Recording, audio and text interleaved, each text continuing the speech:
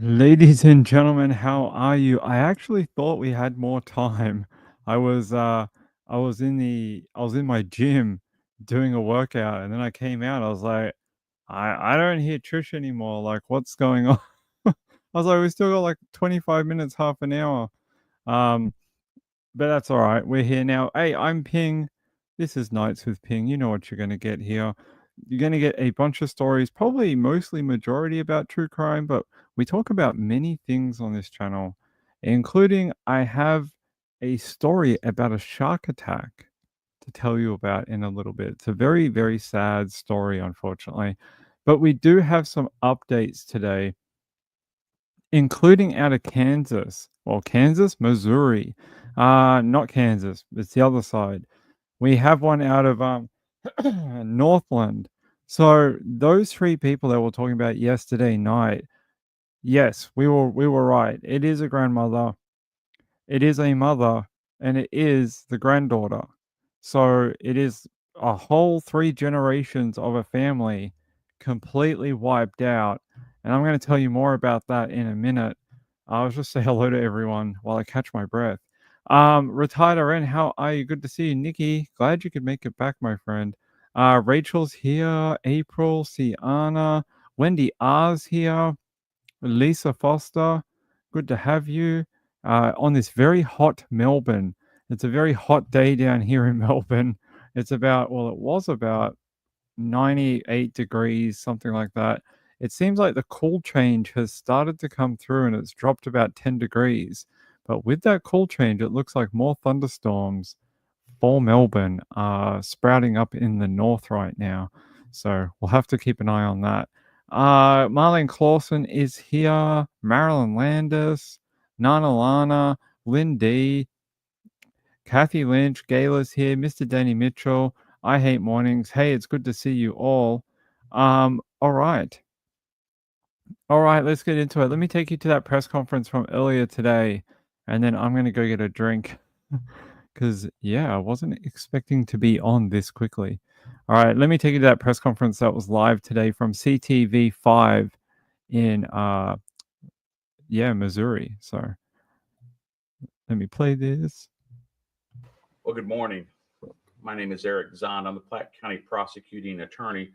With me is Kansas City Police Department Chief Stacy Graves, Deputy Chief Doug Niemeyer, Captain Steve Miller, First Assistant Prosecuting Attorney Mark Gibson, and Prosecuting Attorney Blake Shear.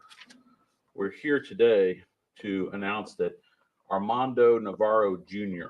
has been charged with 3 counts of first-degree murder, assault in the first degree, 4 counts of armed criminal action, and animal abuse after he allegedly shot and killed a family and their dog here in Platte County around midnight on February 2nd. Mr. Navarro was taken into custody in Abilene, Kansas, after he allegedly fled the scene in a vehicle that belonged to one of the victims. This is a horrific crime. It's one of the worst crimes that I've prosecuted in my 22 years of prosecution. 3 women are dead, and a surviving victim lost her mother, her grandmother, and her sister. My prayers are with the entire family, and I want you to know that we will utilize the full weight of Missouri law to bring this defendant to justice. And when you hear some of the details from this surviving family member, it's gonna seem like something you watched on the Oxygen channel, because that's basically what it was. It is something they'd probably make a 3-part documentary about. It is horrific, and so there's your trigger warning. But I actually, besides children, I don't really believe in trigger warnings because I think that we all come here for true crime and we all understand what we're getting into. So that's just my personal opinion. All right, let's keep going. Let me tell you what happened here. At about 12:41 on February 2nd, Kansas City police officers went to the 4100 block of Northwest 65th Street. According to the probable cause statement, which we'll distribute to you after I'm done, a person called 911 and reported that a woman had knocked on their door saying her mother's ex-boyfriend had shot her mother and shot at her. Officers then went to the scene of that shooting and found 3 female victims suffering from apparent gunshot wounds inside that residence.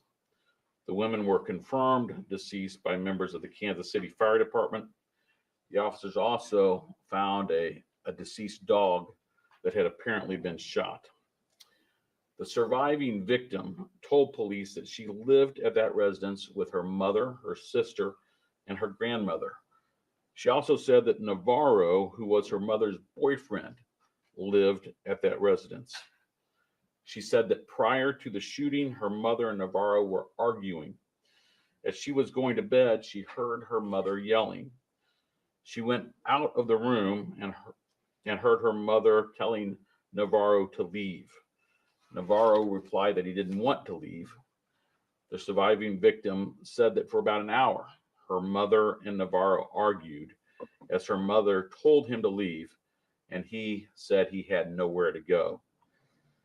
Navarro began going back and forth from his bedroom to the kitchen, and during that time, they all believed that he was gathering his belongings. Navarro then allegedly came out of his room armed with a small handgun and started shooting at them. The surviving victim's mother was shot in her upper arm. Navarro then ran out of bullets in his handgun. As the surviving victim was trying to help her mother, Navarro allegedly grabbed a knife. Her mother tried to shield the surviving victim behind her own body.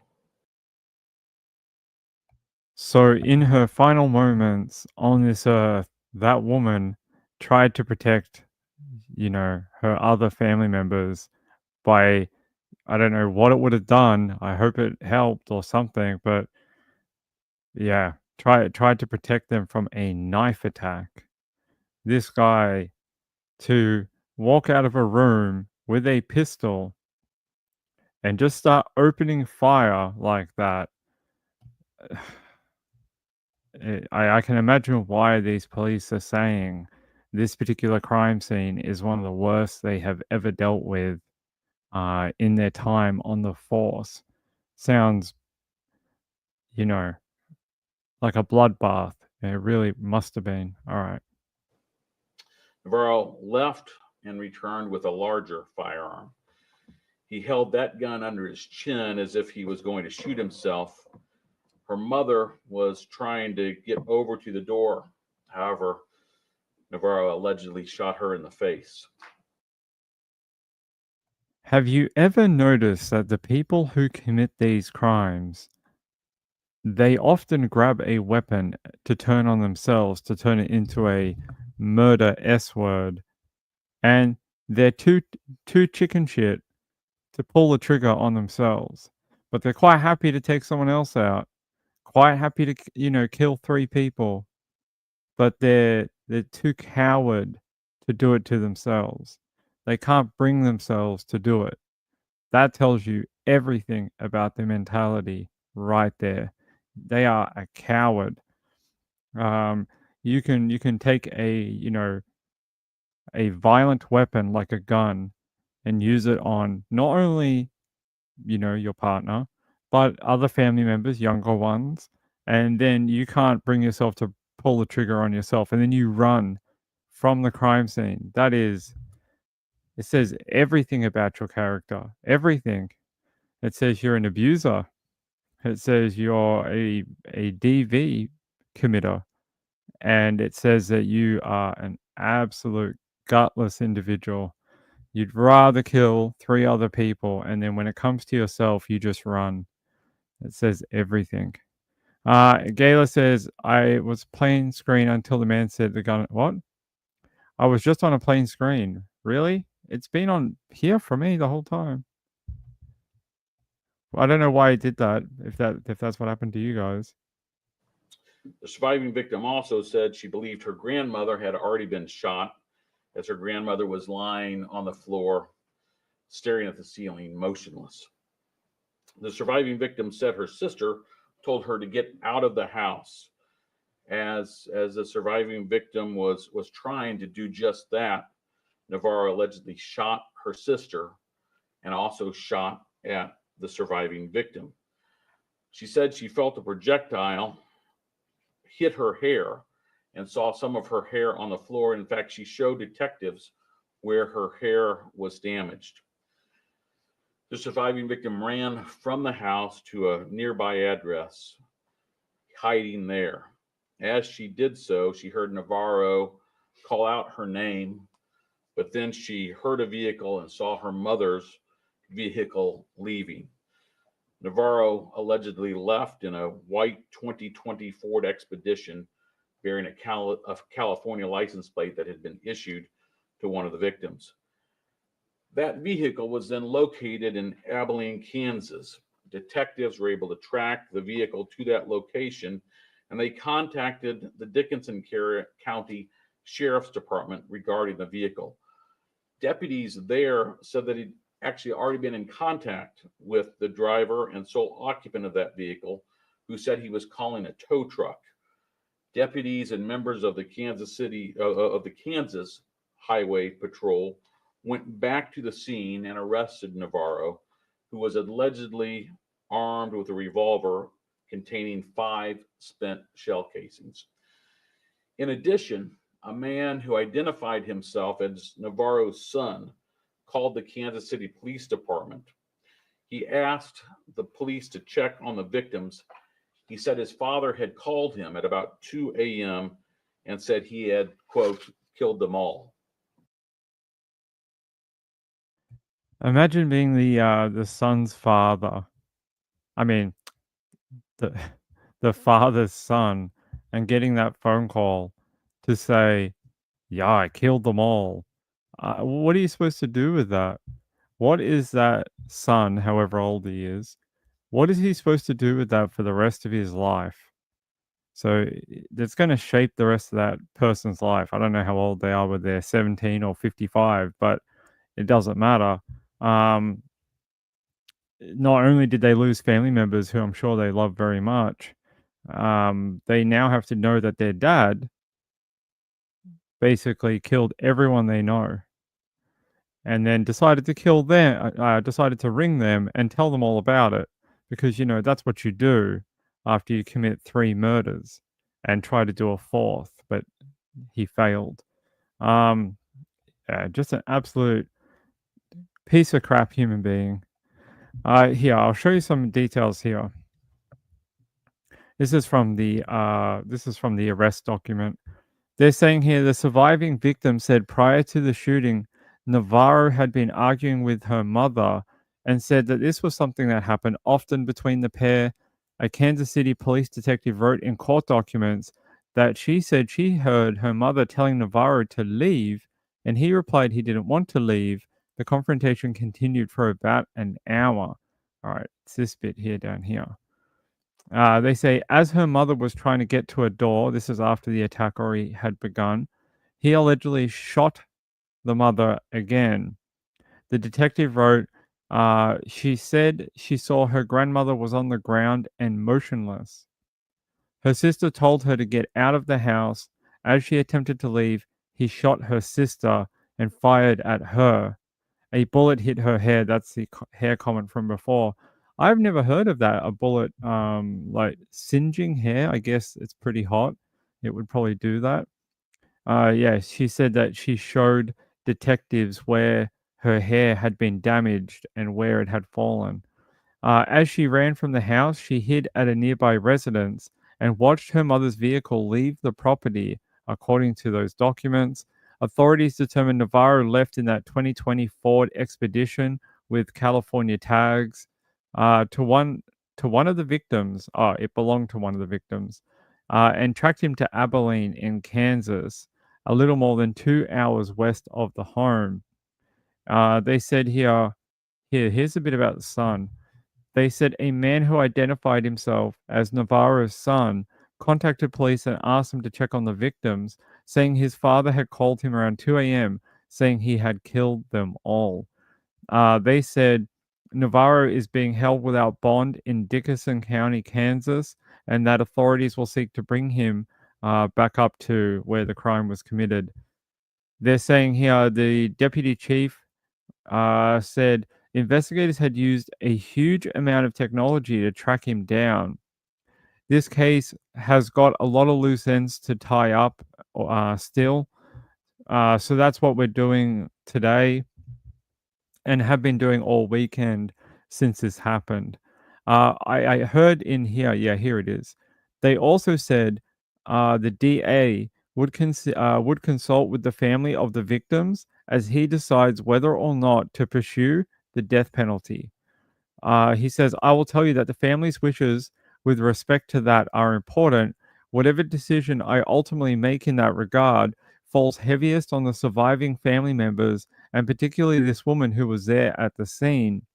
Her herself, she is a victim of this terrible crime, and she saw her mother, her grandmother, and her sister shot to death.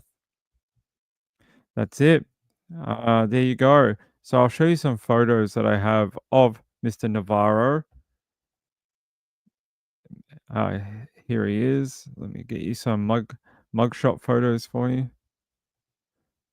So I don't think they showed him on that other one. There he is. I think I got another one, a separate one. Maybe a bit clearer. So we can actually go to the. He's still in Dickinson County. Says, hey, don't attack me. Hey, this thing likes to like punch me in the face. So here he is. Armando Navarro Jr. He's 6'2", 178 pounds. He's 50 years old, and he's from Kansas City, Missouri. They're saying here, what is it? No, he has no bond right now, so there's no bond amount on him. They say he's newly charged, which would be true. His booking date was the 2nd. Duty of governor to arrest person who is charged who has fled from justice.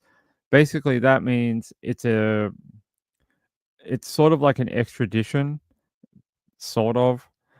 It just basically means it's a different agency that has arrested him on behalf of Kansas City PD. That's basically all it means. It just means that the Dickinson County Sheriff's Office are helping them out.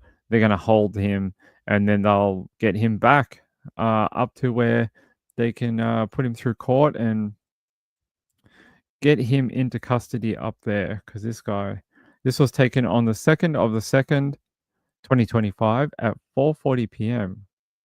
There you go. Mugshot of Navarro. Yep, Navarro, Armando Navarro Jr. So now we know a lot more about what those 3 bodies were. Because we heard about it yesterday. We knew there was 3 females, but we didn't quite know what was going on.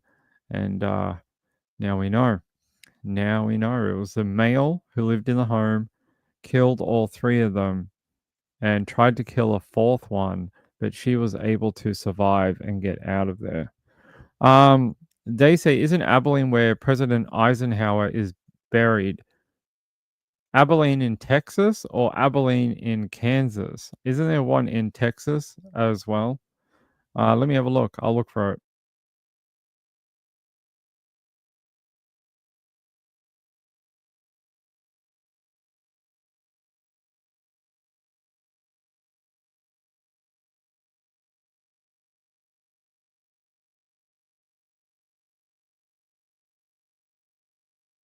So, no, it is. Yeah, it is in Kansas. Yep. There is the Dwight D. Eisenhower. I said it before. Just remember I said it properly before. There's a presidential library and museum in Abilene, in Kansas, and they say he and his wife are buried in his hometown. So that was his hometown in Abilene. So that's why they are. So Mr. Eisenhower, he is buried at home. I think we can get a photo of the graves, maybe? They look like they're in an internment type of thing, like a yeah, like a crypt type of deal. Yeah. There you go. So same town apparently, same town. Thavi says, "I was out of town overnight last night with hubby. We need a de-stress." I'm glad that all worked out for you. I hope he enjoys his a couple of weeks off that he gets to do. That is, hey, a bit of a plus about the arrangement he has. Bit of a plus. All right, let me get. I have far too many tabs open. Far too many tabs. All right, Mr. Ping. Nope, we don't want that. Sorry, I can't even find like my next story because we have too many things open. All right. When he makes it back to Abilene, I will tell you more about the court process. I will find out when he goes to court, when he's going to appear. Right now, I don't have anything that gives me a court day or anything like that. I think they're probably by the end of the week, he'll at least be he will have at least fronted a court, a judge, at least once, if not already. But I would say by the end of the week, because he has to do like a first appearance and that type of thing, where they have to officially either transfer him or remand him, whatever. So that'll happen shortly, I would say, and yeah. So it says here authorities will seek to bring him back to the area where the crime took place. So they're going to have to get that done first, and then get him into court, you know, get him held into custody until trial or whatever.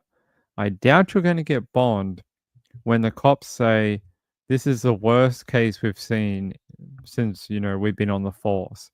I don't think they're going to be like, here's a $10,000 bond. Don't believe so.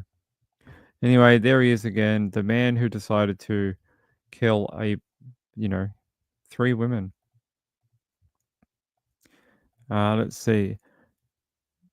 Does anyone know where Boswell's court case is being held? Maggie Boswell, the girl who allegedly killed her daughter, she's been held for ages. It's really odd. I first started with Trish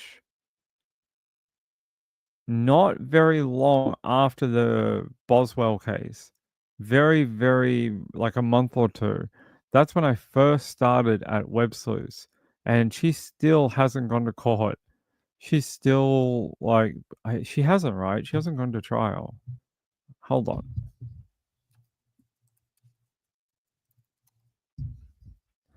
Let me just double check. Has she? Am I going mental? We do so many cases that thought they postponed it to 2025.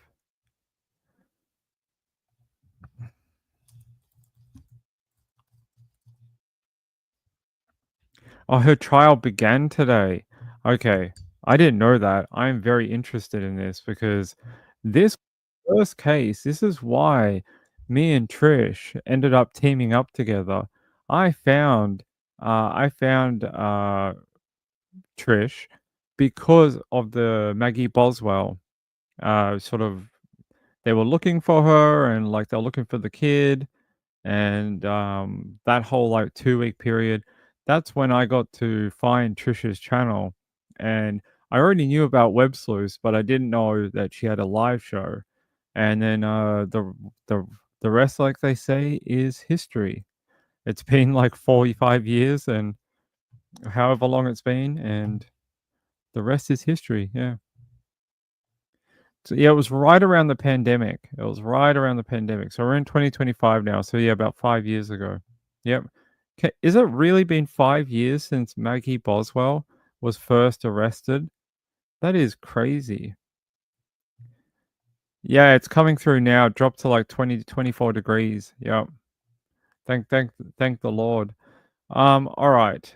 I want to take you over here. I have no idea, but we're gonna follow this because her baby deserves justice. I mean, hiding your baby in a shed and then playing dumb about it. And there's just so much in this case. We'll go through it, I promise. Yeah, what does it say here from WKRN News 2?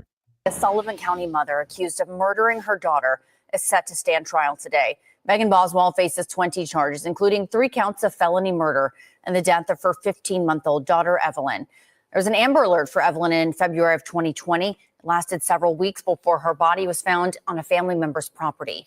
Jury selection begins today, with the trial expected to last up to a month.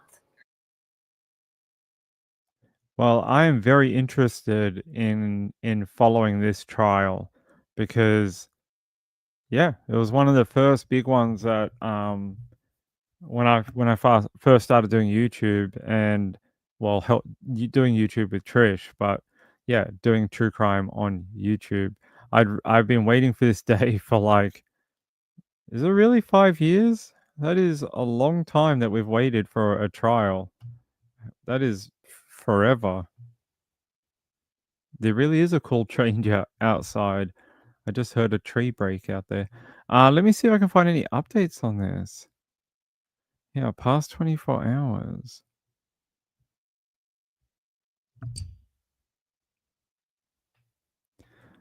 It just says it begins today. What day is it in America?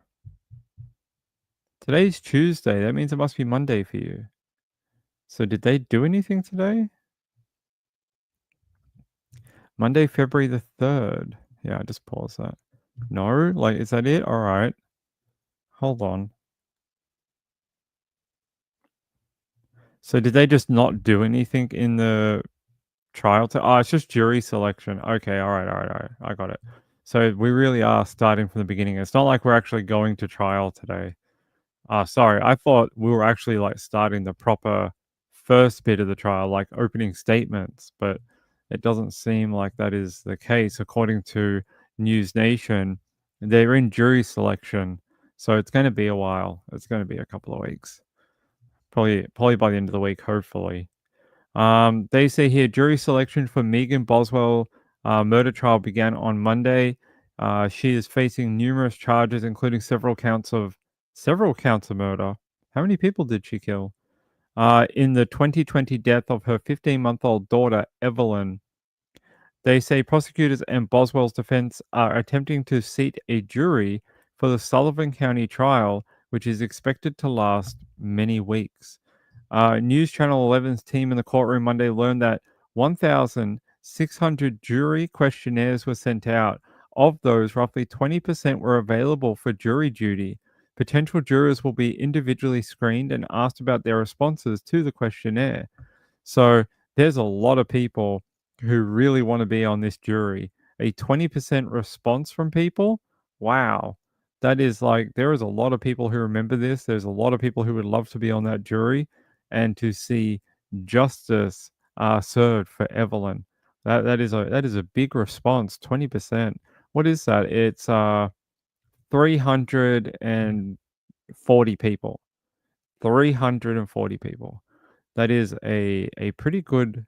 You only need, what is it, 16, 17, something like that. You don't need many, so you got many people. They're saying the 17-part questionnaires ask potential jurors about their familiarity with prosecutors. Boswell's attorney, Jean Scott, and both Boswell and her deceased daughter, Evelyn. They say 40 potential jurors were screened on Monday and 17 were picked. Of those, 10 were women and 7 were men. It's a somewhat even. That's an interesting way to go. More women than men. I've seen this in other cases where they try and get a couple more women on the board. It's almost like some women look down on other women that hurt children more than men. But I personally don't believe that's true. But I have heard this before in court cases where they believe that. So I don't know if that was a prosecution thing. I don't know. But I have heard that some people believe that women are harsher on other women.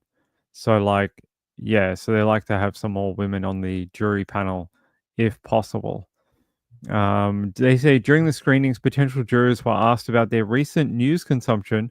I'd so be kicked off a jury. They kick me off. I'd be like, I know all of it. I can tell you everything. I even have the case file. They'd be like, just leave. Please leave. Sir, leave. We know who you are. You have a YouTube channel. Please leave. Uh, they say they also asked them if they had any preconceived beliefs about Boswell. I definitely do. And the case. Yes, I do. Several also seem confused by the concept of burden of proof that is on the state in order for Boswell to be convicted. That is very interesting. Maybe this might be the first time these people have dealt with that, and why it is on the prosecution to make the case rather than the defense to prove that they're not guilty. That's not how it works. It's up to basically the prosecution to deliver a great case. That's what it is. So yeah, I can understand why people who, if they're not familiar with how court works or how crime cases work, that would be a very natural, question or confusion because they've not dealt with it before. They say Scott also asked several people if they had already formed an opinion on whether Evelyn Boswell was unlawfully killed. I have, I definitely have. I have already formed opinions. I have many. I have many formed opinions about Evelyn Boswell and her mother. They say he also asked them if they were open to the possibility that she could have died due to an accident or by natural causes. Yeah, so she died and then they hit her in a garage, did they? Yeah, all right. That's what babies, man. They just walk off. They die of natural causes in, weird places. It happens all the time. Judge Jim Goodwin will also sequester the jury. That's very interesting. So they're not going to get to go home. That is very, very interesting. They don't often do that. Well, they sort of do, but it's become less of a judges have tried to do it less and less so that people will put their hand up for jury duty. So they've tried to not um, unless they feel like there's some sort of influence that they can't get around. That's an option they can use, but they don't like doing it anymore because it disrupts people's lives, right? We've even seen some high profile cases recently where the jury went home on Friday. So that's very interesting. They're saying here the jury has been sequestered in Sullivan County. A sequestered jury is housed in a hotel and remains isolated from outside influences during the entirety of the trial. Jurors will have limited access to their phones, and channel restrictions will be set on their televisions once the trial begins.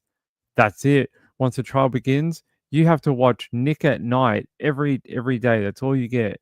You get Nick at Night and no other channel. No Fox News, no CNN, no local ABC affiliate, nothing. All you get is Nick at Night. You get to watch old reruns of I Love Lucy and I don't know, Happy Days or something. They say Goodwin called sequestering the jury for such a length of time the most onerous inconvenience I can ask of you. Yes, it is. It's very hard, especially when you've got a multi-week trial.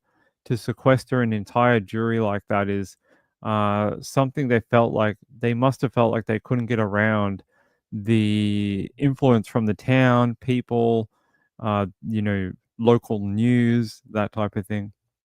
Probably due to the profile of the case as well, and being that it involves a child. They say Goodwin stressed to those screened that he wanted to be sure the jury would base its verdict on what is said and proven in court. Sure, I can understand that. Once the jury is finalized, the trial will begin the next day with opening statements. Good, yay, finally. It's been 86 years and now I'm an old man on the front of the Titanic. Going to throw some jewels into the Titanic water, to say goodbye to my lost love. It's been that long since we've been waiting for Maggie Boswell to go to trial. There's a meme somewhere. I wish I could show it to you. It's been forever. Um, they say Boswell faces numerous charges in the death of her baby daughter, Evelyn. including 1 count of first-degree murder, 2 counts of felony murder.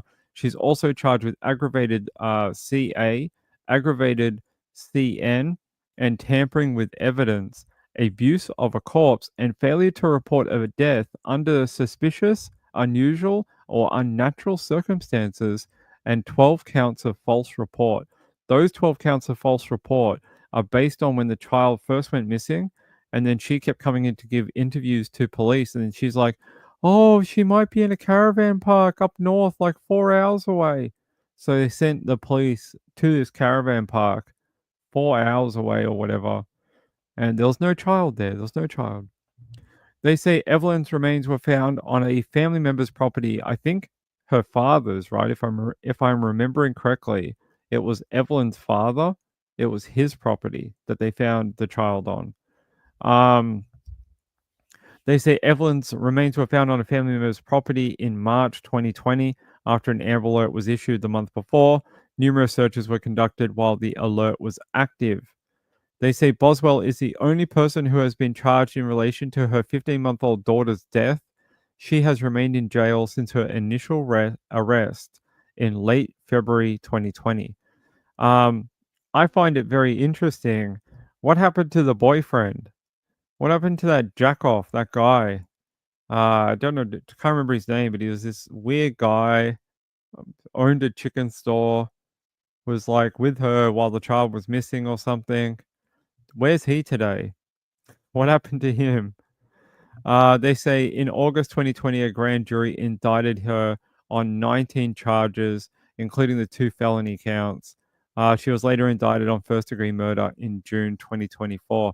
This will be a great trial. I cannot wait to go through this because from what we know, and not a ton has come out, we know that little baby, Evelyn, was possibly had a very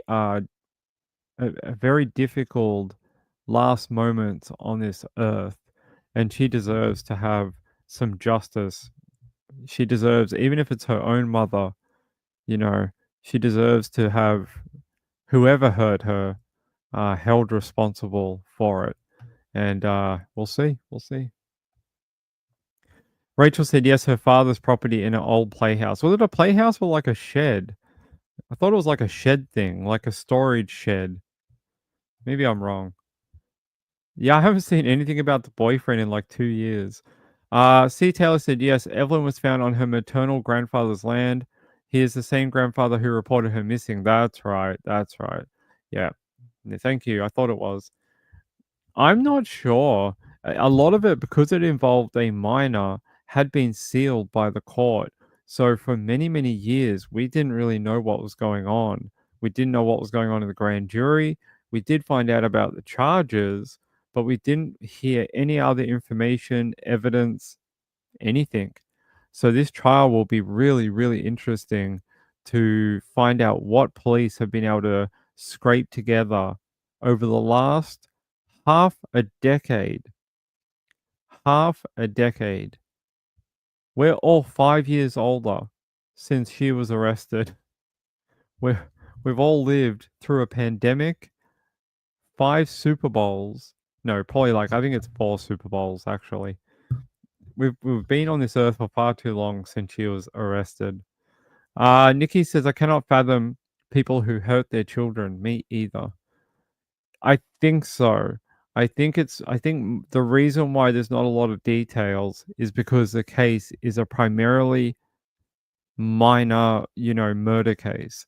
So that's why a lot of it has been kept. And I would expect, even at trial, a lot of the details that we would normally get may actually end up being so sometimes they'll close the court for certain evidence. That means it can't be reported, but the jury can hear it. And I think we may see a bit of that during this trial, possibly. Sometimes they do that when the evidence is very, it involves a minor and it's very disturbing and it may be not suitable for public consumption, but it has to be told in court because it's a fact. So they may close the court. We'll see. Yeah. I remember they did a huge memorial for Evelyn, and I think did we send flowers or something? We did something. I think we asked someone that we knew in chat that lived in Tennessee to put something there on behalf of Web Sleuths, something like that. Let me see if I can find that.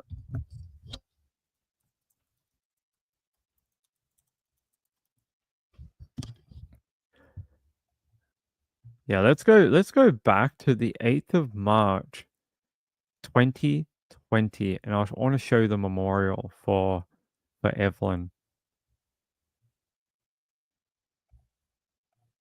You just look at her and you think about your own children and how much promise and hope that you see in a small life, and it's just tragic when it ends too soon.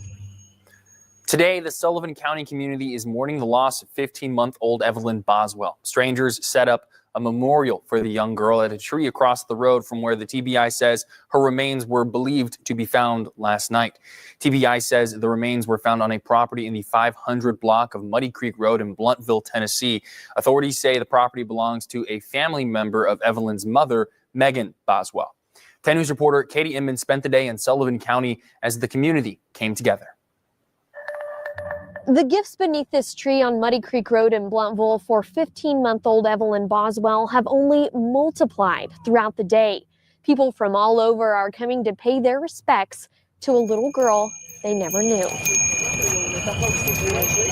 When everybody got the word last night, it was like a part of us got lost with her. For every stuffed animal, balloon, and flower placed at this tree, Evelyn's memory burns brighter. This should be about this little beautiful angel that shouldn't have had to go through what she went through. For over 2 weeks, the rest of the world joined hands with Sullivan County during the search for the missing 15-month-old, uniting in the face of tragedy. It's really sad. It's a tragic story. It's heartbreaking, but at the same time, it's sad that it took this for a community to come together whenever we should stand up now. While those who live just down the road still can't believe what they've seen. Because this is not something that happens here. This is not.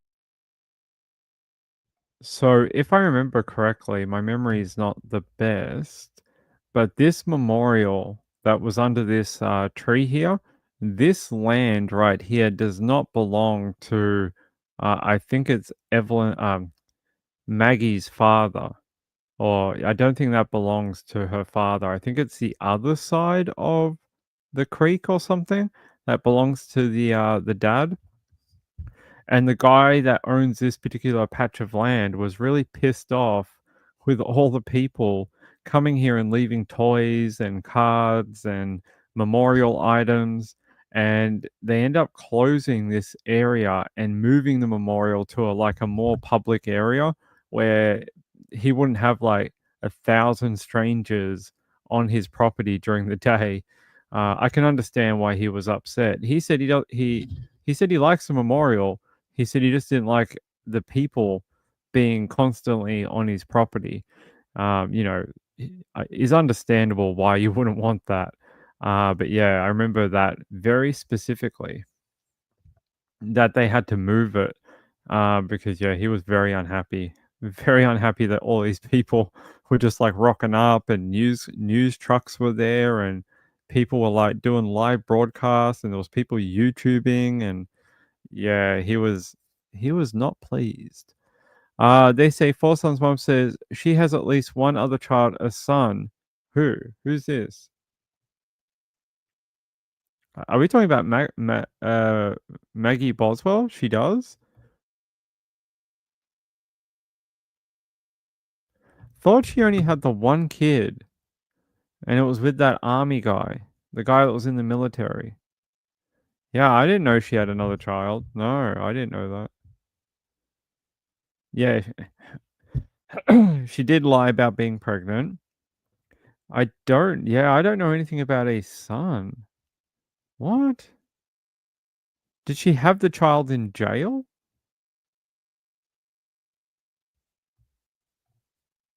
It's Megan's mum's dad's. Megan's mum's dad's property. But it's the other side, I think. Whoever owns it, it's the other side.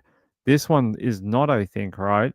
This one belonged to someone else because they were not very happy. They didn't want people there or something. I can't remember what it was. It's been a while. It's been a while because we've had to wait 5 years for trial. I'm gonna look this up. Maggie Boswell with another Megan Boswell with another child? Hold on.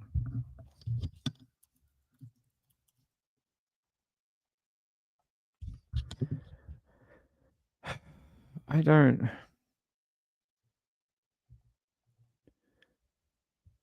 I mean, unless it was a child she had before Evelyn and it was given up for adoption or something, or given to the father or something.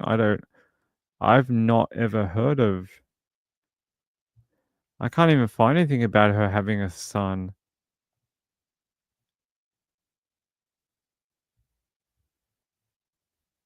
Yeah, I can't find anything. I'm not sure where you got that, but I mean, I wouldn't put it past her. I mean, I believe you. I can't find anything very quickly that mentions it. But if that is true. If that is true, that is very sad for those children, bringing children into this world that you just don't have a care to look after. Like it seems to be a blight on our society. These women who keep continually bringing children into the world that they just don't want to care for. You know, we make really great things. We make male and female versions. They're called birth control. You can have as much sex as you want. You can do whatever you like, and you don't have to have a baby. You can have all the fun you want. You can do whatever you want as long as none of those little tadpoles get in the right place. You'll be fine. No children. Yeah, I don't get it. I don't get it. We have these great inventions. There's many of them. You can have all different types, and people still bring children into this world that they don't want. It's very odd. I don't really understand the psychology. She had him after Evelyn. What? No. I'm gonna have to look this up after we get off here. She had him after Evelyn, but Evelyn was like really young, right? Like under 18 months. So if she had another baby, that that baby could only be, if she had it before she was in custody, that baby can only be like what, 5 months old at the time when this happened. If she had it afterwards, I don't know. I'm gonna have to look this up. C. Taylor said apparently her boyfriend of only a few weeks, the owner of the fast food chicken restaurant, was ruled out. He reported this stolen car. Megan falsely reported her mom had kidnapped Evelyn. I remember that. And they end up picking up the mum and her boyfriend or something in a stolen I'm gonna do it like this, stolen vehicle in like another state. And then they were trapped in prison in a completely different state for like ages. It was like a month. They end up getting extradited back to Tennessee about a month later. Yeah, that was pretty interesting. Sex ed, that's right. Sex ed with Ping. We need to teach more girls about their options. We need to make it more prevalent when they're at that age. So we get less women that are like, oh, whoopsie daisy, I'm pregnant. Let's bring a child into the world that no one wants. Let's make the problem worse. Let's see. I'm gonna have to look this up. She had him after Evelyn. Yeah, I can't say I've ever heard that. I mean, I haven't been following it closely recently because we've been put on delay for 5 years. But I can't say I'd ever heard of her having another child. Or where would the child have been? When she was on the run, or not on the run, but when they were looking for Evelyn, where was the other child? That's what I'd like to know. Four Sons mom, do you know where that kid was during the search for Evelyn? Was it with another parent or like with one of her parents or something? That's weird. I never knew she had another child.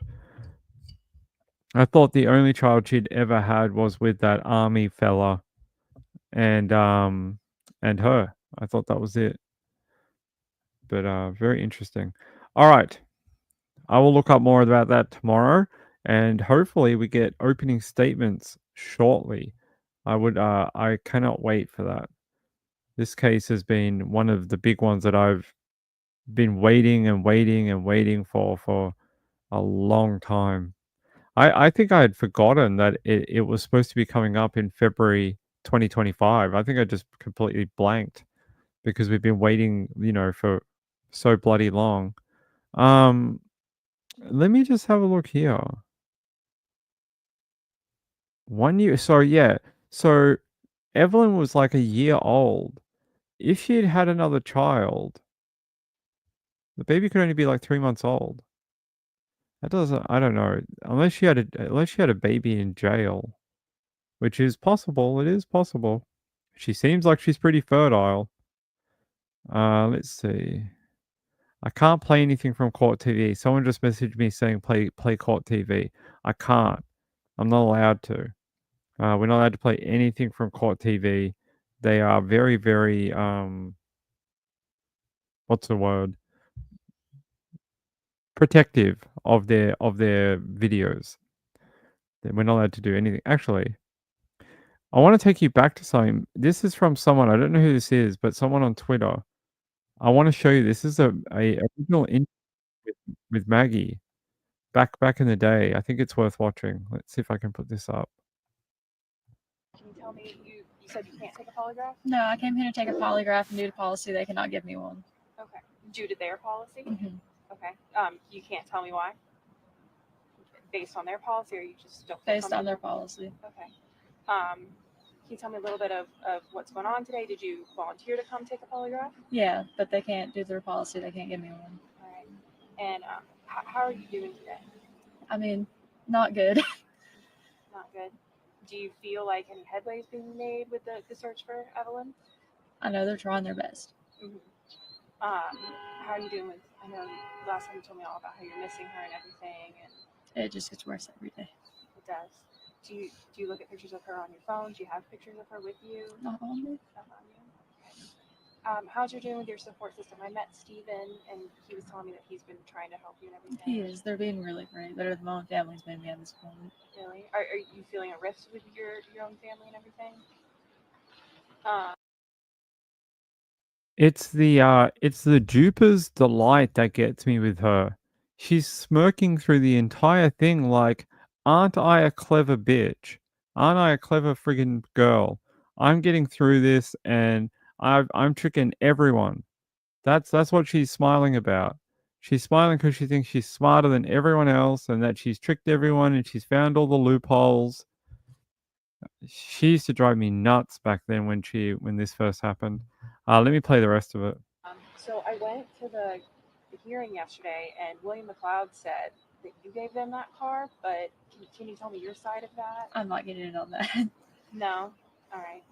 Can you talk all about what's going on with your mom? I know that must be very hard. How are you doing with everything? Not good, but I have support now, so it's getting better. You do? That's good. So you said in your interview yesterday with another station that you do kind of have an idea of where Evelyn is? They're checking. They're checking now. Mm-hmm. Okay. And did you report that before? Mm-hmm. They're doing their best. Okay. And I know all of this must be very hard. Can you tell me a little bit of like what you're going through, what's getting you through this tough time? Just people who are there for me. Do you feel like Evelyn's okay? You think so? Do you have an idea of maybe who she's with? I wish I did. Did you give her to your mother? You did. So that's who was watching her? Can you tell me why she was with your mom? Just she was supposed to babysit her. Didn't turn out that way. And what do you think happened? Like what went wrong? She just wasn't there, or what happened? I'm not sure, to be honest with you. And why'd you come to take a polygraph? To clear my name, but they won't give me one due to policy. I'm not going to get into all that, but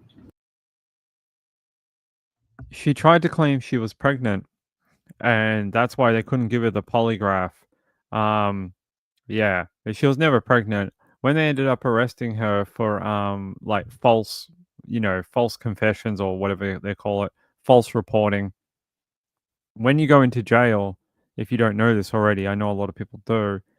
If you're a female and you're under the age of like 50, they make you do a pregnancy test because they have to know if you're pregnant.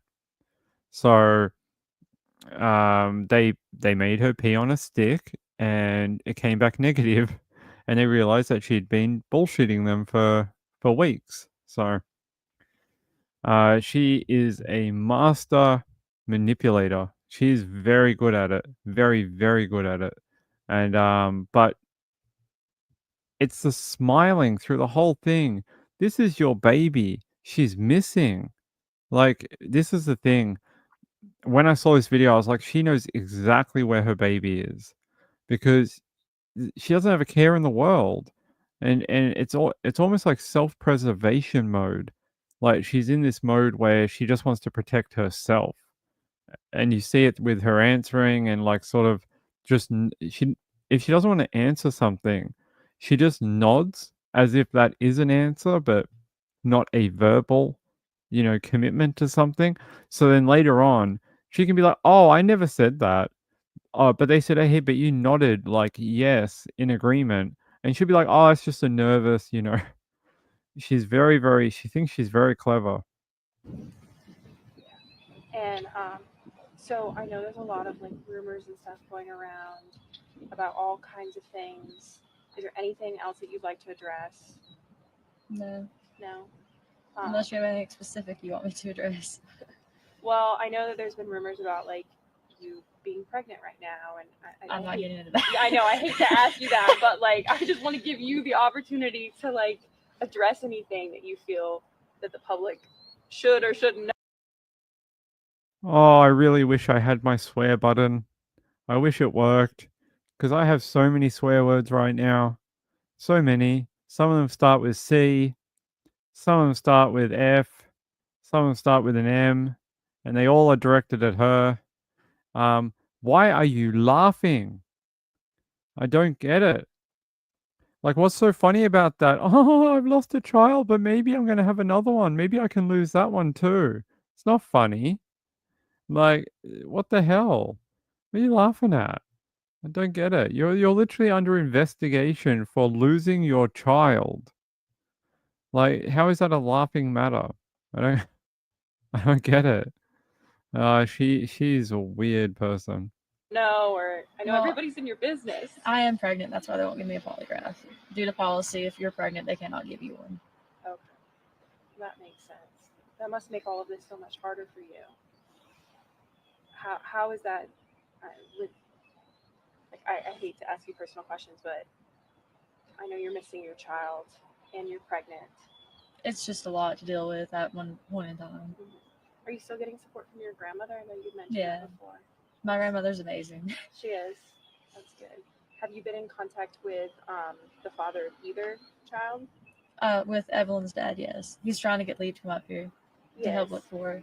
Okay, so you have been in contact with him. Mhm. Has he been supportive? He has been. That's really good. With your other baby's dad, or have you been in contact with him? Or I'm not gonna get into that. that's okay. You can tell me whatever you want. I don't want to pressure you or anything. But so I know everyone's been in your business. Is there anything else that like you think that people are trying to? How do you think you're being portrayed through all of this? Well, I mean, it depends on if you talk to somebody who actually knows me. If you're talking to somebody on the internet who lives 500 miles away and is just trying to speculate in on it. So you Well, sweetheart, I live in Australia, many thousands of miles away, and I have the same opinion as the people who live close to you and maybe even know you have. So that's a very strange thing to say. I think a lot of people saw through her, mask of trying to act like a concerned mother. I think it was not a hard thing to do.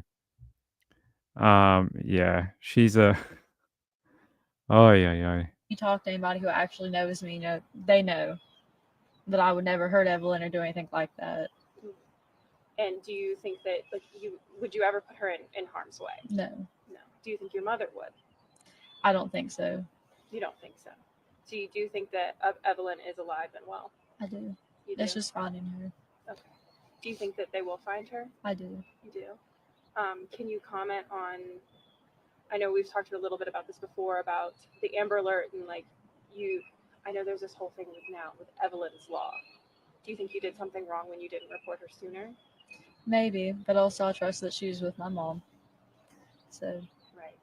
And so I know that the car that they were in belonged to I think your ex's mom. Do you know it anything was about that? Hunter's car. It's just in his brother's name. Okay. So it was in his brother's name. Hmm. Who do you know who reported it stolen? I think his mom did. Okay. And were you involved in giving them the keys or anything along those I'm lines? not getting into all that because it Okay. was Hunter's car. All right. So it wasn't you weren't involved. No. It was Hunter's car and everything. Okay. And can you tell me a little bit about what you're hoping will be done going forward? That they find her and I get to hold her again and Mhm. Can you tell me a little bit? We know we talked about. Tell me about Evelyn again. sweet potatoes are her favorite food. I know I said that last time, but they really are. Anytime that I'm like, kids are picky. If I can't get her to eat something, it's always Chick-fil-A chicken nuggets and sweet potatoes. That's the go-to. Mm-hmm. She's And- very sweet to everybody. Are you supposed to feed an 18-month-old baby? I'm not judging, I'm just wondering. Are you supposed to feed that age child Chick-fil-A? Like, I don't know, I don't have any children. You have to tell Ping. Are you supposed to do that? Are you supposed to feed children that young fast food? I would have thought no. You know, if it comes down that this baby ended up dying of neglect, then like it's weird because she can't even say like what she feeds the kid, like what she does with her. It's almost like the Evelyn was a nuisance, and she was hoping that a older family member like her mother, and her mother's got her own problems, was going to take care of the child so she could go off and live her, teenage fantasy or whatever. And that didn't happen. And her parents basically went, "It's your kid. You're the one who got pregnant. We'll help you, but you're gonna have to raise the child for the majority of it. Like, we'll take it on weekends, but you're gonna have to do most of it." And it's almost like that was a deal breaker for her, and she just did what she wanted anyway, and the kid died. So, as far as I know, like if my memory's a little scratchy because I haven't looked it up in years now, but I'm pretty sure we got some hints that it was neglect. I'm not sure if that's still the case, but that was the hints they gave out years ago. One kid recently, yeah, I heard that. Yeah, I did hear that. You were on solid, so you went to McDonald's. You get your McValue meal. April B says over 1 year they can have regular food. I personally don't agree with that, but most do. Okay, I have no idea. I'm not making fun of her for it. I literally don't know if you're allowed to do that or not. Like Ping doesn't know. I really don't know if you're supposed to do that. We had to get my granddaughter to eat other things. I don't know. I have no idea. My kids' solids were veggies. Yeah, I know there's some parents who take that route where if they don't introduce it to the child, then the child has no idea it's even a thing for many years. I knew a kid, right? I'll tell you a story. I knew this mom, and she had convinced her child that the only bread in the world was whole grain bread. I'm serious.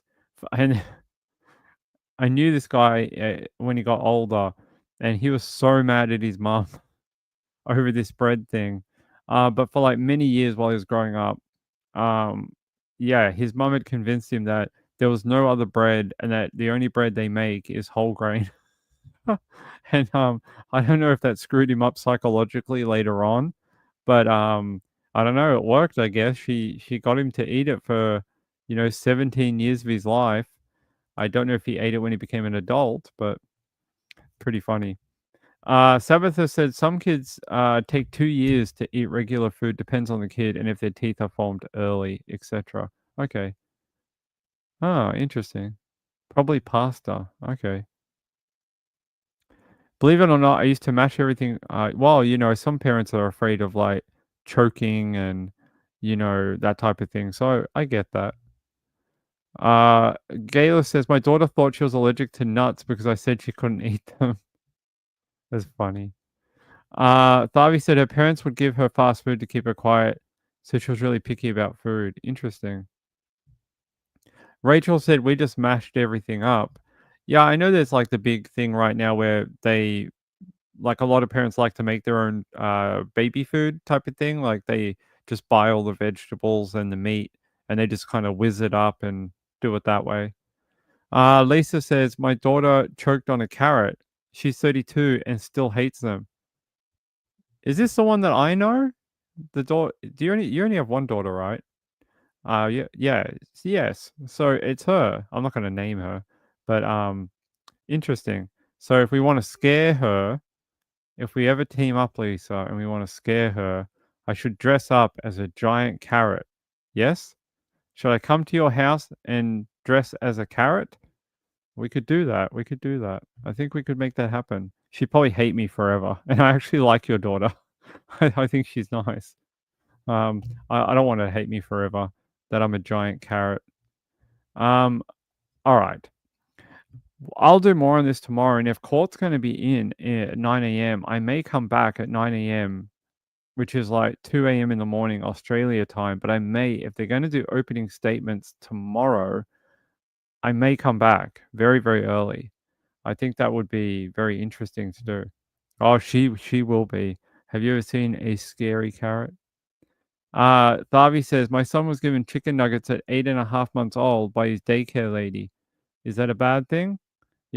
I don't know.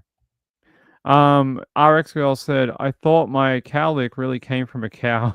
I was really too old to still think that when I found out it wasn't true. What, did you think the cows came every morning and did your hair? Every morning your dad went, Oi, Bessie, come here. RX girl, we got to do her hair for school. Come here. Lick her hair. Lick her hair. Give her the cow lick. Come here.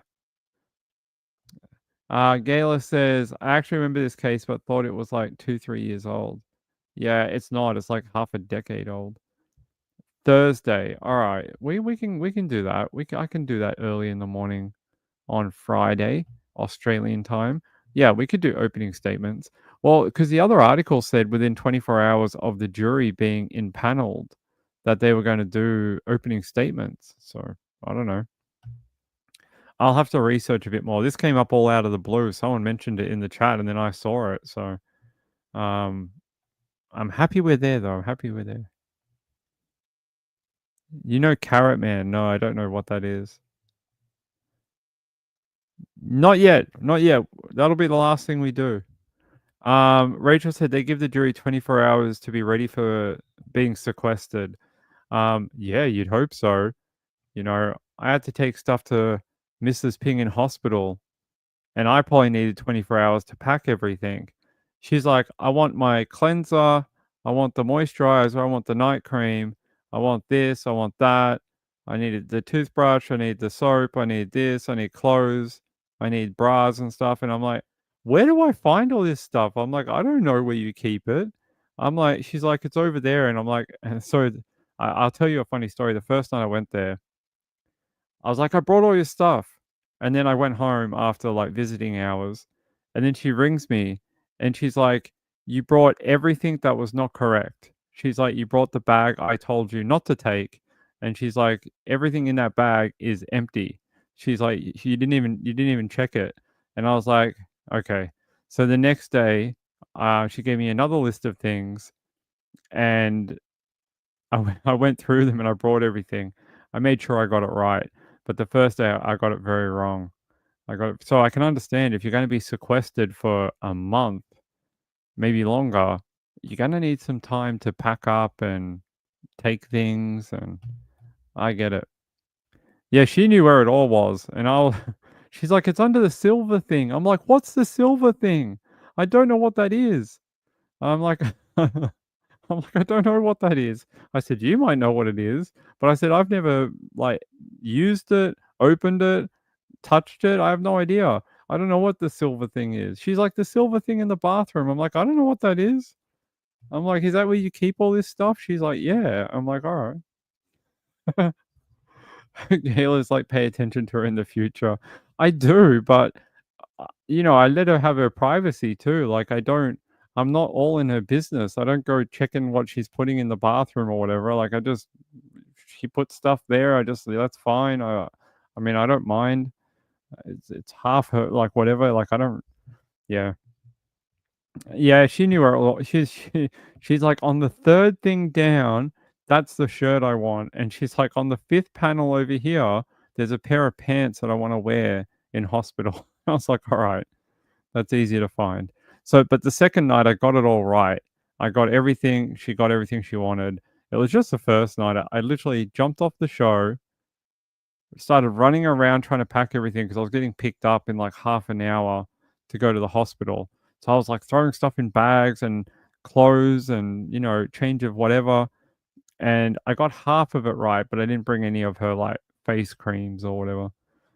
And the ones I brought were not the right ones. So I'm like, why do you have so many? And she's like, it takes a lot to look this beautiful. And I was like, I think you look good when you wake up in the morning. So I don't need you to have all the creams and the face stuff and the moisturizers or whatever they're called. Doesn't bother Ping. Gayla says, yeah, I know. All right. No more personal stories. Let's go to Ellen Greenburg, because I think this is so overdue. It took her parents to sue them to make it happen, but it looks like her investigation into her death has been reopened for further investigative, they're going to relook at it. Personally, Ping thinks you should start clean. Bring in a group of detectives that have no idea about anything of this case. Hand them a case file and say, tell us what you think. Get to the bottom of it, get to the truth, and give me a report when you're done. Like, that's how it should be done. Like, there should be no preconceived notions, no one that's ever seen any of the evidence before, nothing. And see if they come up with a different answer or the same answer.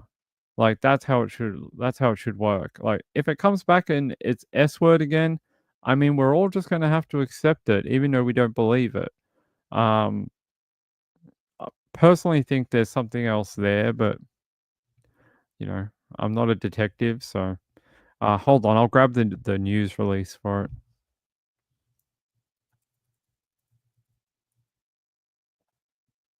I don't know how much Trish showed you, but I will show you the update if I can. Yeah. Let's go to CBS in Philadelphia. We are also following breaking news locally, a settlement in the Ellen Greenburg death case. It's a story we committed to following with every development from the very beginning. Well, Greenburg's parents brought a lawsuit against several former City of Philadelphia employees for emotional distress, and Chief Investigative Reporter Joe Holden has the details. With this settlement, the Philadelphia Medical Examiner's Office is agreeing to reopen and review Ellen Greenburg's death. This is a legal victory for her parents, Josh and Sandra. Considering what they've been through, they broke down outside the courtroom. Sandra and Joshua Greenburg, clasping their daughter's photo, are overcome with emotion. Ellen Ray Greenburg did not commit suicide. Yes, not. Come on. She did not. The couple, now living in Florida, left Philadelphia City Hall after settling their emotional distress case with a former chief medical examiner and a police detective. I'm speaking to the world. Ellen did not commit suicide. In a last-minute deal before jury selection, city lawyers and the Greenburgs reached an agreement. The medical examiner will reopen the investigation into their daughter Ellen's 2011 death. This comes after a blitz of developments this weekend, where the former city pathologist who performed Ellen's autopsy backed away from his ruling that she died from suicide. That man, named Dr. Marlon Osborne, provided a sworn affidavit writing Ellen's death should be something other than suicide. Joe Pedraza represents the Greenburgs, saying these developments move the pursuit of justice forward. We'd like to find out who the murderer or murderers of Ellen is/are. You're at that stage right now. Yeah, we'd like to go that. Yeah, and we're going to pursue that. Their case that was about to be heard today alleged city officials conspired to cover up a botched police investigation into Ellen's death. The Philadelphia school teacher had been stabbed 20 times inside the Manioc apartment she shared with her fiancé. Private investigators hired by the Greenburgs uncovered evidence that showed at least one of her wounds was inflicted after she was dead. She did not commit. And so they should. That the people that were in charge at the time should be absolutely, one, slammed for what they've done to this family. Two, fired. Like, if this was any of us, if this was me, if this was you guys when you're at work, we would have been fired. Like, we would have been like dismissed with no other freaking recourse. What gives them the right to screw this family around for so long? How dare they? I mean, this poor family, like these people are getting a little older. I'm not going to say they're old, but they are, they're getting a little older in their life. The chance that they may never find out truly and see someone held responsible for their daughter's death is vast. Like, the chances are good that may happen, that they may die before they see that justice, because they screwed around for so long.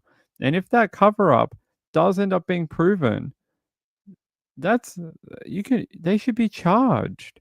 They should be charged, at a minimum fired, at the maximum charge for their deception of this family, putting them through that. And the fact they backed down on the eve of this says a lot.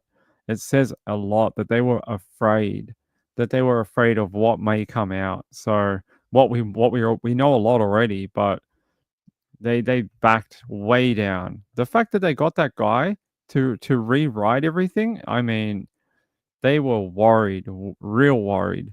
You know how hard it is to get a medical examiner to write something like that? They normally just stick by their opinion forever. And he backed way down. Yeah. They can get away from it that's ridiculous. It's almost like, well, actually, no, you can be charged. No, that's not true. You can be charged. That's actually, no, yes, you can be charged. It depends if you commit a crime. It depends what it is, but yes, just because you work for an office, just because you work for the police, doesn't mean you're above the law, doesn't mean you're excused from charges related to your job. That we have seen people charged, we have seen people go to jail for their role. So it depends. It depends what they're guilty of, really. But yes, you're right. Yes, I'm right. I think we're both a little bit right. But yeah, you can actually get stuff done. He got paid. Yeah, he still did. The interesting one to me was that there was that one guy who said, "Oh, I don't remember writing anything about this." I mean, that shows you, like, his name was on some sort of medical report, and he's like, "I would have remembered if this case came across my desk." And he's like, "I don't remember ever doing this particular investigation into Ellen's death." He's like, "I don't remember any of this." And I think that, speaks volumes. Well, how connected are you, Lisa? How many murders have you committed? Let us know. Do a super chat. No, I'm just kidding. So it's not funny, Ping. Stop making jokes. All right, let's listen, because I want to listen to her parents, and see what they have to say. It's suicide. There is nobody in the world who can say Ellen committed suicide. And that's the most important thing. There's nothing else more important. Attorneys said the investigation may now be handed over to state prosecutors or the FBI. For this distraught mother and father, the city will also compensate them an undisclosed amount of money, reimbursing them for what they spend on investigating their own daughter's death. And so they should. That family, like, they almost went bankrupt trying to prove this for the last decade. And so they should be reimbursed that money plus more for their emotional suffering. I like the FBI thing. I like that. I think that could be a very good way to go. Um, it has to go to someone who's not involved. So how do you do that when there's a state police that have, things like that that are in play here? Yeah, send it out. Send it out of state to the FBI. Send it to Quantico or something like, if they'll take the case for review. I just think it needs fresh eyes, someone with no preconceived notions and nothing to hide, and to work from the ground up. Go back to that day in that apartment when she was discovered, and work back from there. Like no notes, no nothing, and try and figure it out. That's the way it should be done. Like, you can't just be like, "Oh, I've got a report here. Report says she died from S word." Oh, that's yeah, I believe him. No, no, no. We have to go back and try find the facts and what really happened here. The fact that they were able to prove that one of these stab wounds happened post-mortem is disgusting. It's disgusting what they put that family through. It really is. I hope one day we'll see justice for Ellen. I really do. Poor girl. She all these years later, she still can't rest in peace because her name is still out there. I'm talking about it on YouTube. There's probably 20 others today. Trish did. There's news stations that are doing it. Her parents were in court today, and we're so far removed from her actually leaving this world, and we still don't fully know what happened that day. Like, we have an idea, but we don't have any, anything set in stone. Yeah. It's a good news though. It is good news, very good news, and I hope that we get that report sooner rather than later, and hopefully someone held accountable. Who that person is, I don't know. I've never seen anyone that, no names or anything. I don't know who anyone would be. Yeah, she had all these bruises that were unaccounted for, some that had been done weeks before. Apparently they were in very like they had multi-stage healing on all the bruises, which showed that she may have been a victim of like some sort of DV. Gail says, I think she would be happy if it's reopened. I do too. I know. Her poor parents, they look tired. They look like but they look relieved, but they just look like they've been through a war for since 2011. They just look like they've just been battling with an invisible monster, and they finally killed it. Today, they finally killed it. So, yeah, they just want to know what happened to their daughter. That's all it is. Like, I think they kind of know, but they just want a definitive. This is why our daughter left this world, and if there was someone involved, then they should be held accountable. It's not too much to ask. It really isn't. It's not too much to ask, and to have the investigation done properly. There's children, right? There's children that were born and are now in high school when she died. Like, they were born that year and now they're in their first year of high school. That tells you how long this has been going on. Gayla says, I think if I were them, I would be the one in jail. I think we all have, a rough suspicion of what might have happened. I think we all have some sort of, it's very it's very psychic. I'm psychic, and Ping is very, I'm very woo woo. I'm very into that, and I just have these psychic readings of what may have happened. You know, they just come to me. Lisa said they have spent 800K. I know they were almost out. They were basically bankrupt, but hopefully that whatever that closed settlement is, hopefully it's 800K plus like another $1 million. So hopefully they'll be all right. Hopefully they'll have enough money for their retirement and whatever. Because I heard they leveraged like everything they owned to keep the investigation going. So, good news. Good news about Ellen. To have the case reopened for examination that's all they ever wanted. That's all they ever wanted. So I'm happy to see them get that win today. I really am. and hopefully soon we'll find out. We'll get a real definitive of what happened, and that should have happened over 10 years ago. Over 10 years ago, it should have been sent to a completely different police department and let them have a go of it. I mean, this whole like possessiveness over cases, and like trying to hide things, and protect them and protect original detectives, and sometimes you just get it wrong. It happens. Like, just admit and move on. If you'd done that, we might not be here today. We might have got it done 12 years ago. Sometimes things just don't work out the way you foresaw it at the time. That's okay. But hiding it for 1.5 decades is not okay. So, yeah, justice for Ellen. I hope so.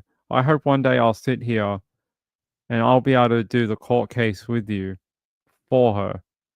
I think that would be a great day in true crime for a lot of the creators on YouTube, but for her family foremost, and for everyone that knew her. I think that would be a great day. That's right. You got the 22 ready, Lisa. Get the 22. I want to take you to Queensland very quickly before we finish the show. Yes, evening.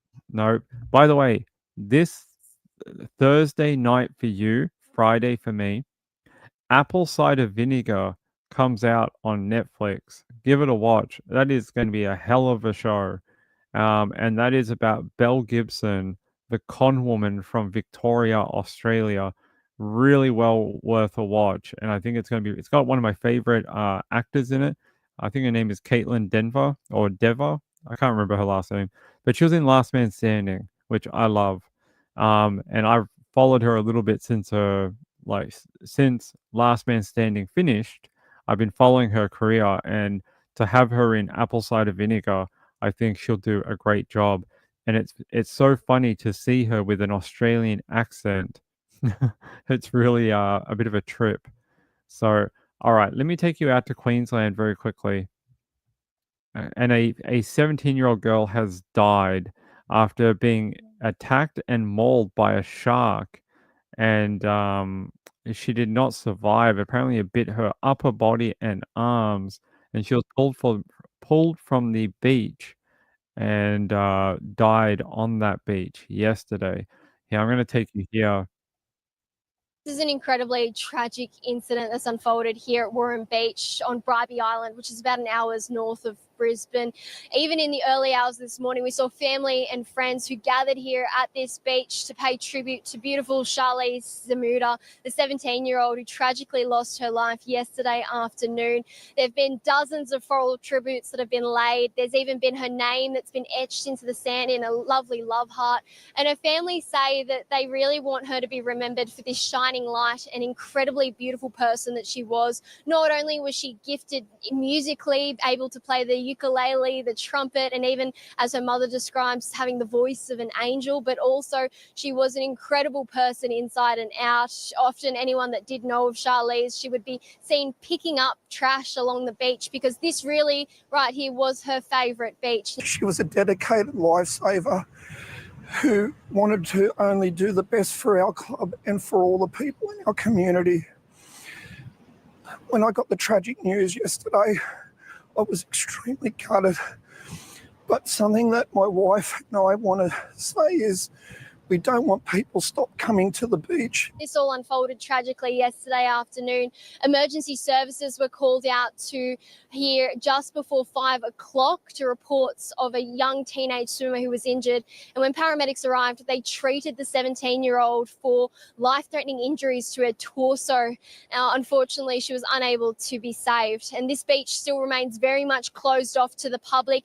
Queensland Surf Lifesaving have said that they believe she was swimming in a part of the beach that was unpatrolled, and it's something that's hit so close to home for so many local community members. There was more than a dozen local swimmers who actually gathered here at the beach earlier this morning, throwing in those floral tributes and really holding a special memorial service just for her. We gathered. Extremely sad. 17-year-old girl.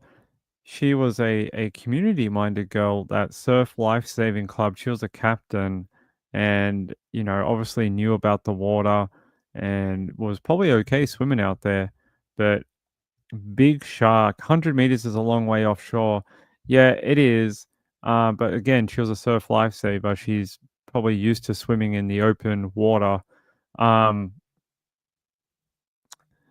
all I can say is, geez, that must have been a big shark to be able to hurt, like, because a lot of people survive. For her not to survive, it's not, not great. She was the watcher. No, she was just swimming, as far as I know. Yeah, she was swimming in a place outside of the flags. Why, I don't know. Um, and she was there with a friend. Her friend is on a previous broadcast, if I can find it.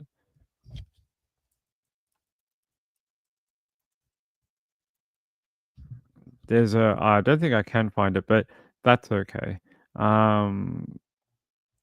There was a thing with her friend. Her friend was crying on the beach. Her friend saw it happen. This is her here. So this is Charlize Zamuda, and she's the young lady who died yesterday, unfortunately. And yeah, so from what I heard, it was upper body injuries, and it was at a bad time of day. Apparently, the water was quite murky at the time, which they tell you is not a good time to swim. They're saying here they believe it may have been a bull shark. I wouldn't be surprised. I lived in Queensland for a long period of time, and in the canals in Queensland, we used to see the sharks in the canals, like, between homes. They have these big water canals. We used to see the sharks in there, like bull sharks. These bull sharks are very hyper aggressive, and they'll take a bite at anything. This was the sort of ring of honor this morning for her with her family and friends and community. Um, yeah, I don't know what else to tell you except for a very young life cut short way too early. 17. Yeah, swim between the flags, but there was also reported sightings of sharks in the area in the days leading up to this particular attack.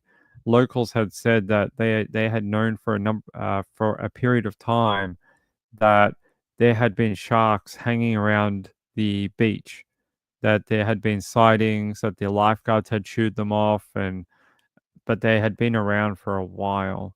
So yeah, so very, very sad. I saw the news come through. It must have been about 7 p.m. No, 6 p.m. yesterday. So almost 23 hours ago. It started filtering through that there was a shark attack in Queensland. So knew it was a teenage girl. Didn't know much more than that at the time, but now we do. So, well, she was a lifesaver, so I sort of give her the benefit of the doubt because she may have been training, she may have been swimming. The swim between the flags is it's sort of for the people that are in the breakers. She may have been training, she may have been swimming from jetty to jetty or something, or she may have been trying to go around a buoy or whatever out further and do a lap and come back. Who knows what she was doing out there? She may have been training for a lifeguard tournament or something, because they have these type of, like, sort of like Ironman, but for like lifeguards. They do the swimming and they go out and they come back, and then they do the canoes or whatever, and they go out deep into the ocean and come back again. So she may have been time trialing or something. Who knows? They said there were sharks and she swam. No. I said the locals said that they had heard and been told of sightings recently. Not that she had been told there's a shark out there. Just that recently locals had been a bit cautious because apparently there had been quite a lot of sightings in the area, is the way it's worded. But yes, very sad. She becomes one of it's normally I think about 20 shark attacks per year in Australia. Not all of them fatal, although we have had a bad run of fatalities in the last 12 months. We've had a bunch of people killed by great whites. We've had a few people killed by, I think a guy was killed by a tiger shark in New South Wales. And yeah, it's been a bit of a bad run for shark attacks recently. I don't know. I don't know if her friend was in the water. Let me just search this. It was at Bribey Island. Let me see if I can find that news report from yesterday. They might have it. Is this it? Yeah, so this was the one that came out very early when the news broke yesterday. We begin with breaking news, and a teenage girl has died after being attacked by a shark off Bribey Island. Jacqueline Robson joins us from the newsroom. Jackie, what more can you tell us? Well, Max, paramedics were called just before 5 o'clock this afternoon to a serious shark attack at Wooreen Beach. But sadly, the injuries to her upper body were catastrophic, and the girl in her mid-teens died on the beach. These pictures just coming into the newsroom shows the huge emergency response. There's another teenage girl hunched over on the beach, being comforted by an older woman, and she's clearly distraught. The attack happened in waters off the access point on 4th Avenue. It's not yet known what kind of shark was involved. The water appears to be murky, and surf lifesavers tell us there had been multiple shark sightings over recent weeks. This is not a typically popular swimming spot. Police now have the heart-wrenching task of informing her family. We begin with breaking news, and a teenage girl has died after being attacked by a shark off Bribey Island. Jacqueline Robson joins us from the newsroom. Jackie, what more can you tell us? Well, Max, paramedics were called just before 5 o'clock this afternoon to a serious shark attack at Wooreen Beach. But sadly, the injuries to her upper body.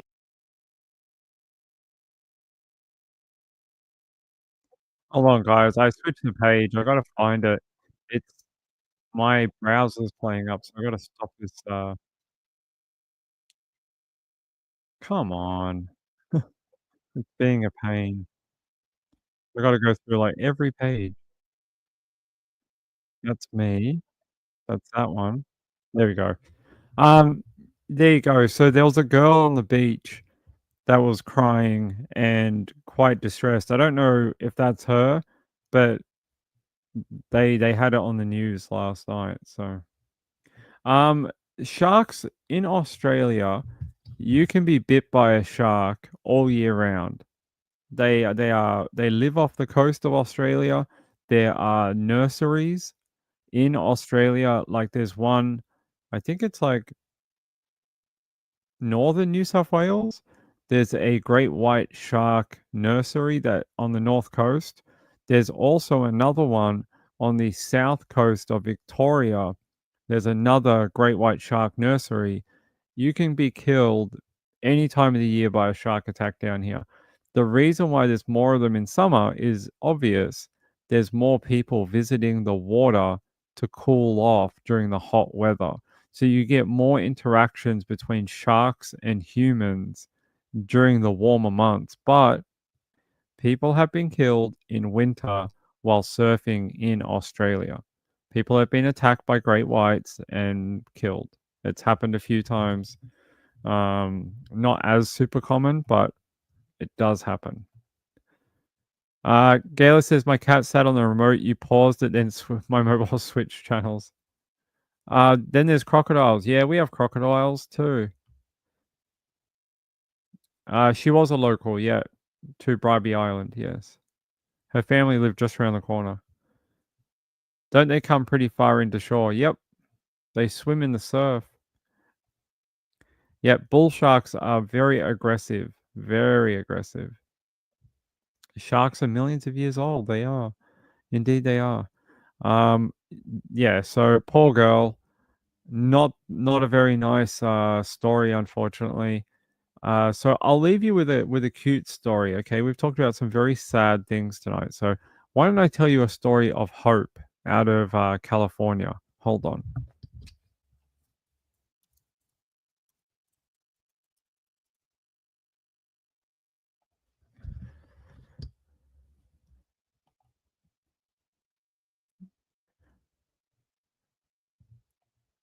So Berry is a 238-kilo bear who hid under a home to survive the LA wildfires And apparently he wasn't discovered until a person came to reconnect the gas line at the home, tried to go underneath the home, and absolutely almost died of a heart attack when they saw the giant bear underneath the home. But the story has a good side to it. Apparently, this bear is known as Berry or Victor to locals and is a well known bear and a non violent bear. Apparently, it's very sweet. It's just a friendly old bear, and all it wants is some food. Apparently, he doesn't hurt people. He doesn't like bust into your house and attack you. He apparently is a sweet old thing, and apparently his locals where he used to live before the fire say that he's harmless, and they're very happy that he survived the fire because they were worried that maybe he died in the fire. But they're saying the homeowner of that particular house was forced to evacuate due to the catastrophic wildfires, returned to find a black bear hiding under his property.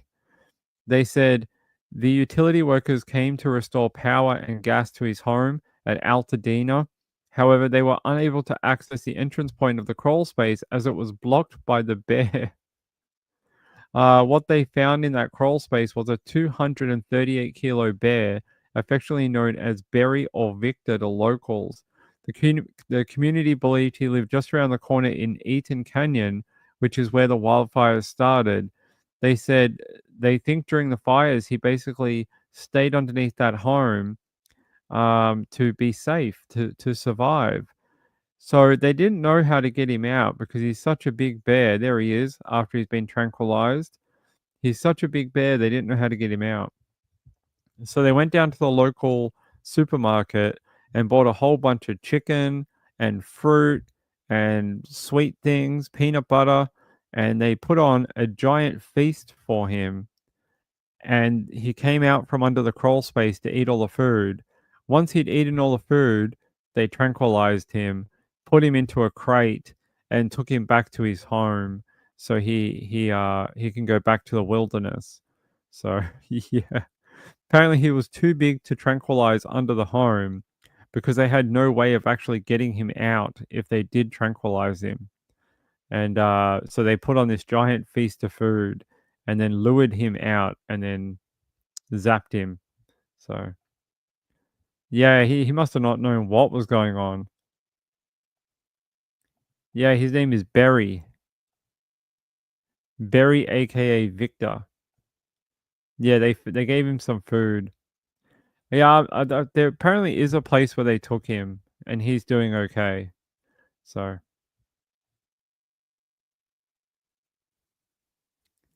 no, that story is gross. I don't want to tell that story. That story is disgusting. Blah, yuck. So if you don't know what she's talking about this story about a woman when she was broken up with, decided to videotape herself farting into her phone and sending it to the person who broke up with her so many times that she ended up being arrested for harassment. It is not a good, and this is what I think of that. I'll show you. This is what Ping thinks. That's what I think. That reaction there. That's right. What's that? What's that, brother? Ugh. That's what I think. That's what Ping thinks. I'm like, I don't want that. What's that? That's, disgusting. Why would she do that? No, she was the new one. I thought she was the broken up girl. No, I don't care who she was, but it's gross. So, yeah. Filming yourself and then sending it to whoever, like, the hell is wrong with you? The hell is wrong with you? No. Yeah, so, yeah, I don't really want to tell that story. I think that girl needs to stay in jail and get some psychological help. Filming yourself farting into your phone is messed up. It's not funny. And Ping would call you some very awful names for doing that to someone. All right. I think on that note, we're going to end the show for the night. Hey, I love you all. Have a great night. We'll be back tomorrow. I'll be back as soon as they go and start doing opening statements for Maggie Boswell. I'll be on. Even if it's like 2 in the morning, I'll be here. We're going to do the trial for Maggie Boswell because I have followed that case for half a decade and I need to know how it ends. I need to know how that ends. So I love you all. Stay safe out there. Don't be farting and sending it to anyone on the phone. I think you can avoid that. And I'll see you tomorrow. I'll see you tomorrow. Hey, I love you all very, very much. Good night. Bye. Bye bye. Bye. See you later. Have a great Tuesday out there or Wednesday if you're in Australia. See you later. Tomorrow's hump day in down under. Bye. Bye bye.